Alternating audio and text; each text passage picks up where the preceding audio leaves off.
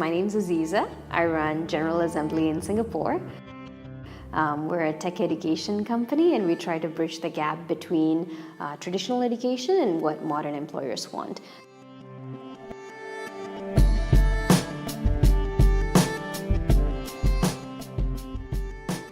I was just speaking at a conference for parents a few weeks ago, and a lot of parents are quite aware of the fact that the economy is moving in a different direction.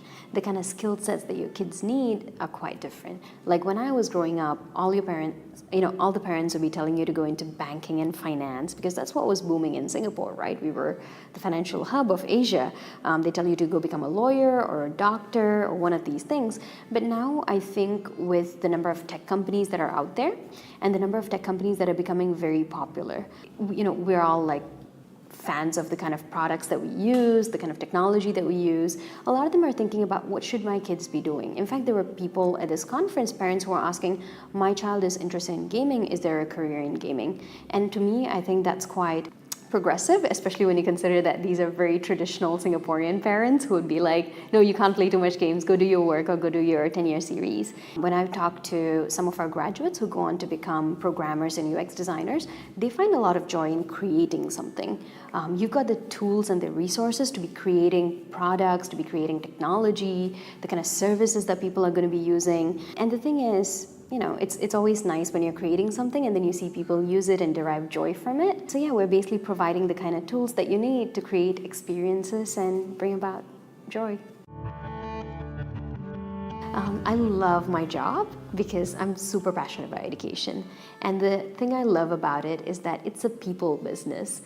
So we've got students from all walks of life who come through and from all age ranges. We've got students from who are as young as 18 and who are way older as well.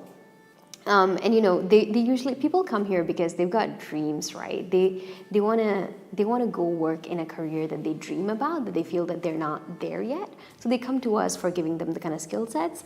And when, you've got a great program running, you're teaching people all these valuable skill sets, and then they go out there and they're doing something that they love, and they come back and tell you about it. It is so nice. For example, we had someone who was an SMRT train operator, and he decided that he wanted to be in tech. So he came through our course and he's now a web developer.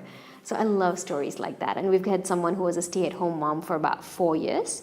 And usually, I really like it when stay-at-home moms go back into the workforce and they find something quite meaningful. But a lot of times, very realistically, what happens is that if you take a break in the middle of your career, going back in is just harder.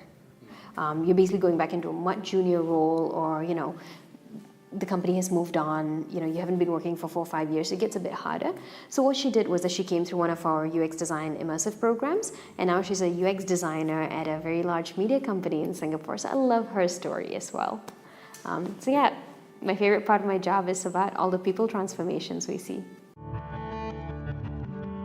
Because I think one of the things that is so important for parents to nurture in their kids, and I feel like parents don't do it enough because you're always taught not to take risks, is curiosity. Like teaching your child how to be curious, how to be a good problem solver is so important. Because if you look at the kind of jobs that you and I are doing, they're not rote.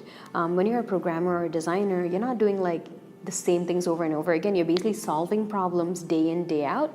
So it's really important. So rather than as a parent, you telling them, you should go become a coder or a designer or a data scientist, and here's what I want you to do. It's about giving your child, opening your child's mind to all of those things, getting them to play around with projects. If they're passionate about something, be like, hey, why don't we spend this weekend doing this project?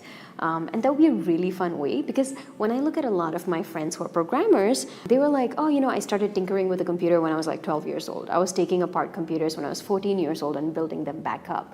And a lot of times kids do these things out of their own accord. Kids are naturally very curious, but when they grow older, parents and teachers go yeah, don't speak up, don't do things out of line, and here's the right answer and here's the wrong answer. So I feel like getting them out of that mindset would be really helpful.